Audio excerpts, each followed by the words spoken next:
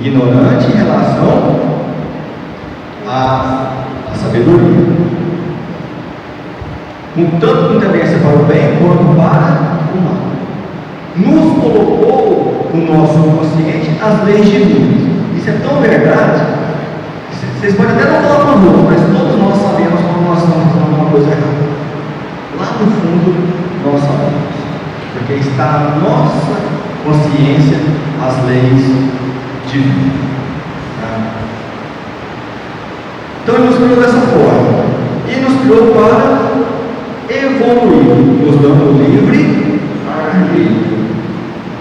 E aí Ele falou assim: não vou criar os espíritos, só que se eu deixá-los com todas as características de um espírito livre, que depois que a gente se encarna, é bem claro no livro dos Espíritos, como é bem claro no Evangelho segundo o Espiritismo, os espíritos têm capacidades que a gente acha que é super-herói para quem não conhece a doutrina espírita.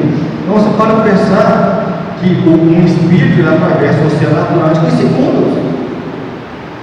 Um espírito não precisa comer, um espírito não precisa de dinheiro, um espírito não precisa de matéria. Então, qual era a chance que ele tinha de evoluir se ele não precisasse de nada? Se ele fosse livre? Então Deus, na sua infinita sabedoria, criou o quê? A reencarnação. Nos encarnou. E por que a gente evolui encarnado? É simples. A gente tem que comer? A comida vem de graça? Temos que trabalhar? Tem que aguentar chefe chato? Tem que aguentar pessoas infernizando a nossa vida? Nós não temos que sustentar nossos filhos, não diz a gente não fica caladinho aguentando várias humilhações. Isso nos faz evoluir. Então a matéria nos faz evoluir. Você imagina, nós temos que andar, nós temos que locomover, nós temos que pegar transporte. O espírito não precisa disso. Então, por causa disso, nós temos que abrir mão do nosso orgulho, da nossa vaidade. E ao longo do tempo, cada vez que eu vou abrindo mão do meu orgulho e da minha vaidade, eu vou fazendo o quê? Vou evoluindo até chegar no espírito puro e não precisar mais reencarnar, como Jesus. Então por isso que a gente precisa reencarnar. Lá no livro dos Espíritos, da questão 166, itens A, B e C, Kardec pergunta aos espíritos. E Kardec faz essa pergunta para deixar bem claro o que é reencarnação. Como pode a alma que não alcançou a perfeição durante a vida corpórea acabar de depurar-se? Os espíritos respondem uma única frase: sofrendo a prova de uma nova existência. Para não deixar dúvida, Kardec continua: como realiza essa nova existência? Será pela sua transformação como espírito? Os espíritos respondem: depurando-se, a alma indubitavelmente experimenta uma nova transformação, mas para isso é necessário ler a prova da vida corporal. Aí Kardec continua: a alma passa então por muitas existências corporais? Sim, todos contamos muitas existências. Os que dizem o contrário pretendem manter-nos na ignorância em que eles próprios se encontram. Esse é o desejo deles. Kardec, para finalizar, parece resultar desse princípio que a alma, depois de haver deixado o corpo, toma outro, ou então que reencarne no novo corpo. É assim que se deve entender os espíritos? Evidentemente. Então, para não deixar dúvida, não é que Kardec não sabia, ele fez as perguntas para que para eu reencarnar, eu tenho que reencarnar em corpos diferentes daqueles que eu tinha na matéria. Mas o espírito é o mesmo. Então, são várias perguntas nesse capítulo relacionado à reencarnação. Então, quem quiser ler, pode ler. Ler com bastante calma, com tranquilidade, vocês vão entender muito bem o que eu quero dizer. E por fim a pergunta: qual o fim objetivado com a reencarnação? Expiação, melhoramento progressivo da humanidade. Sem isso, onde há justiça? Ou seja, para nós entendermos a lei de causa e efeito, nós temos que entender a reencarnação. Para nós aceitarmos o atributo justiça como atributo de Deus, a única forma que nós temos de explicar é por meio da reencarnação. Não existe, até agora, outro argumento que justifique racionalmente o atributo justiça de Deus, se não for por meio da reencarnação. Como é que eu justifico pessoas sendo criadas durante o nascimento morarem em um lugar pobre, serem muito pobres, enquanto que outros nascem em berços esplêndidos? Como? Mais fácil. Quem nasce em berço esplêndido é porque na outra foi muito miserável. Pode ter sido, né? Não existe uma regra clara de como as coisas acontecem. Mas, como é que eu justifico uma criança nascer com uma deficiência e outra não? Como é que eu justifico as pessoas terem algumas oportunidades e outras não? Onde está a justiça de Deus? A justiça está: todos nós temos as mesmas oportunidades. Todos nós passaremos por todas as provas necessárias. Todos nós somos livres para escolher o nosso caminho, e nós escolheremos aquilo que nós plantarmos. Então, a única forma que nós temos de explicar as injustiças que existem no mundo é por meio da reencarnação. Eu posso ser muito pobre e miserável hoje, mas em alguma vida, ou em alguma vida posterior, serei muito rico. Eu posso ser uma pessoa extremamente doente hoje, mas em alguma vida passada, ou no futuro, serei uma pessoa extremamente saudável. Eu posso morrer jovem hoje, mas em outra vida eu posso morrer mais velho. Eu posso perder um filho hoje, em outras vidas talvez eu nem tenha filho. Isso é o que explica a justiça divina. E ele não trata os seus filhos de forma diferente, ele trata todos de forma igual. Aqueles que seguem suas leis desde o início purificam-se mais rápido. Aqueles que não entendem completamente suas leis e tentam transgredi-las chegarão à purificação mais devagar, mas todos nós chegaremos lá. Quem determina a velocidade somos nós, não é Deus.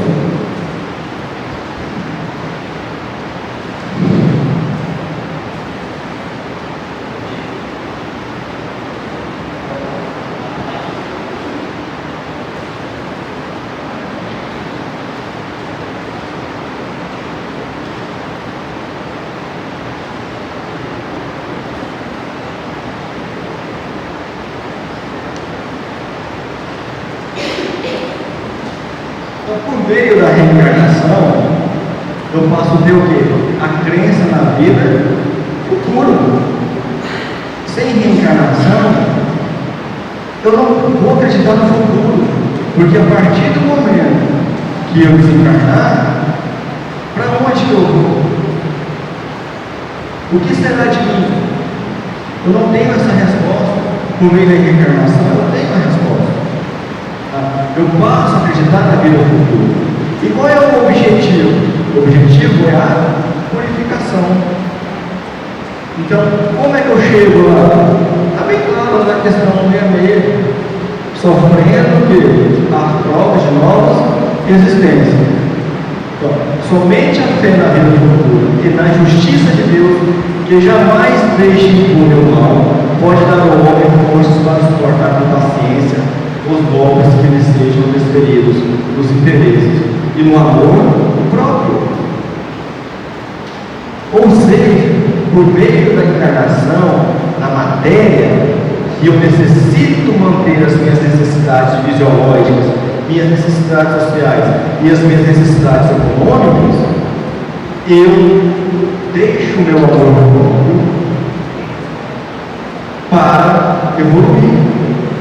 Porque é simples, pessoal. Por mais injusto que seja seu chefe com você, se você levantar e dar um murro na cara dele, você é demitido.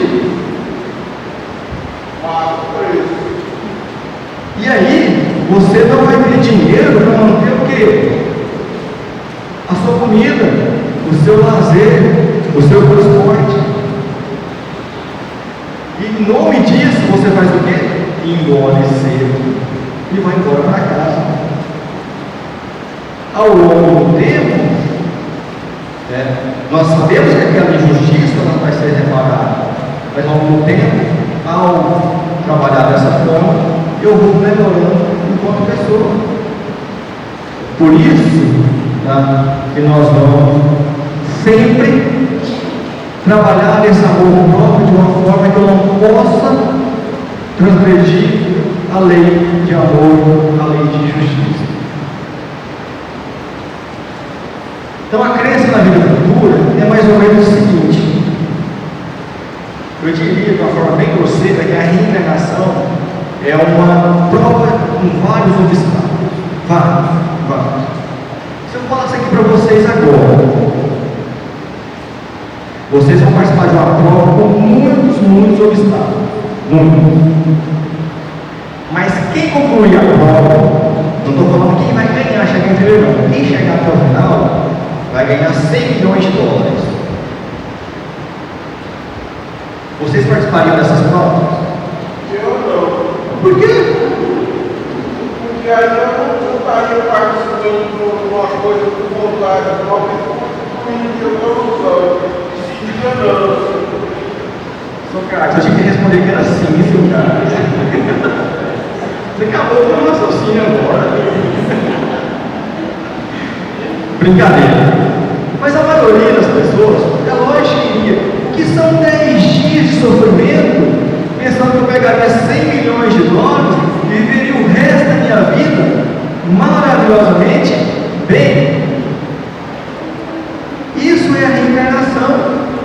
O que é uma vida de 90 anos? O que são 100 anos para a eternidade? Não é nada. Então você vai numa prova que tem que passar por lâmpadas, depois tem que atravessar um rio, depois tem que atravessar fogo, mas lá no final você vai chegar. E você vai chegar com mérito, porque você passou todas as provas com esforço próprio. E se você ajudou o outro a seguir, você terá mais recompensas, que você chegará mais rápido. E essa prova é tão legal que é o seguinte: se você concluiu uma prova e comprovou que você é capaz de concluir aquela prova, você não vai ficar fazendo, você vai continuar progredindo. Então, a encarnação é isso. Nós ficamos aqui querendo várias coisas, mas se a gente parar para pensar, uma vida encarnada não é nada diante da eternidade. Para pensar, a Terra tem mais ou menos 5 bilhões a 7 bilhões de anos. Conta-se que que Jesus foi o Criador da Terra, o co-criador da Terra. Então Jesus tem no mínimo de 5 a 7 bilhões de anos.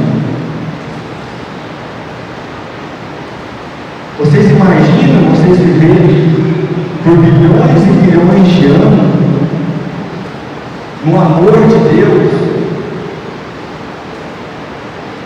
praticando bem e eternamente feliz e útil? Essa é a recompensa final. Essa vocês gostariam? Vocês não gostariam desse abraço? Pensa, existe pessoa que mereceu mais esse abraço do que essa pessoa? Olha o tanto que é reconfortante. Chico viveu uma vida longa, com vários problemas, mas no final deve estar recebendo esse abraço. Então, a crença na vida futura, a crença de que nós seremos eternamente felizes, mas não ociosos, mas eternamente felizes, é o que nós devemos buscar. E essa reencarnação nos permite acreditar que cada existência nós damos um pequeno passo como é. É lógico que nós ainda não temos condições de fazer tudo em uma única existência. Mas nós já temos, as pessoas que estão aqui hoje, já têm lá no seu subconsciente a noção de como se faz isso. E vamos fazer logo, gente. Aí isso inclui a mim também, porque a transição planetária está chegando. Para eu reencarnar, eu escolho as minhas provas, as minhas expiações. Porque tudo aquilo que eu fiz está gravado na memória do meu perispírito. E eu tenho que depurar meu perispírito. Então eu tenho que passar por algumas situações para eu sentir na pele o que é que eu fiz com o próximo para eu não fazer de novo. Eu tenho que passar por provas para eu ter certeza que eu não vou ter recaída de novo. Eu tenho que passar por isso. E hoje, a maioria das pessoas que reencarnam, elas participam de um planejamento. Ela chega a um ponto, lá no mundo espiritual, que ela sente, os mentores vão falar para ela, está na hora de reencarnar. E eles vão fazer um planejamento reencarnatório. E esse planejamento reencarnatório não está falando especificamente pelo que você vai passar, mas você vai escolher os gêneros de provas que você quer passar. E sob orientação dos mentores. Se vocês lerem o livro Missionários da Luz, na Encarnação do Fugismundo, lá explica claramente como eu escolho essas provas. Então há todo um trabalho espiritual, todo um trabalho de equipe espiritual para que você nasça com as provas necessárias. E aí a gente...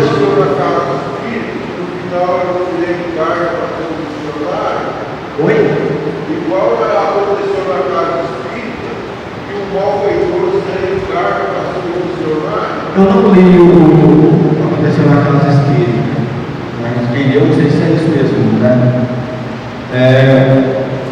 Então nós escolhemos isso, aí a gente reencarna. Reencarna, vai lá com 40 anos e tem um câncer. Que pode ter sido consequência da sua atual vida. Mas também pode ter sido o quê? Algum planejamento reencarnatório. Aí você daí fala, meu Deus, eu vou a pé de Trindade a Goiânia 10 vezes, mas por esse câncer de mim, que eu tenho fé no Senhor. Você sabe que tem, porque todos nós, como já mostrou Kardec, tem uma noção de existe um Criador. Aí você não sabe. Fala, Deus é muito justo. Deus me curou. Eu tenho fé. Eu fui a pé 10 vezes de Trindade, do trevo a trevo, fui na igreja, fui isso. Aí eu pergunto, mas aquele rancor que você tinha daquela pessoa acabou? Você perdoou o que as outras pessoas fizeram a você? Não. Então, Deus também é infinitamente bom. Ele não vai te infligir nenhum mal se você realmente não precisar. Não é ele, você. Se ele perceber que aquele mal era consequência de um outro mal que você tinha feito, mas que você já conseguiu resolver aquilo, ele vai resolver. Depende só de você. E outra coisa, às vezes ele não vai resolver naquela encarnação, porque era necessário você passar por aquilo, porque ele sabe que se você não passasse por aquilo, você não iria melhorar. Por isso que nós devemos compreender melhor as provas que nós passamos. Outra coisa, eu falo aqui como pai, quando o seu filho nasce, você fala, graças a Deus, ele veio com saúde.